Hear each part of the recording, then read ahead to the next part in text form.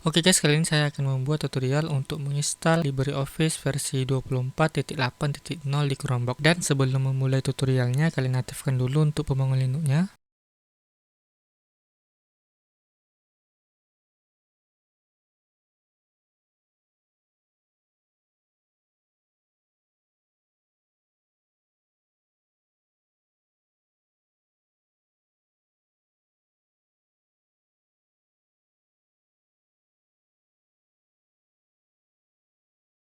Setelah itu kalian buka blog saya, willgivetech.site, lalu kalian klik yang cara install LibreOffice 24.8.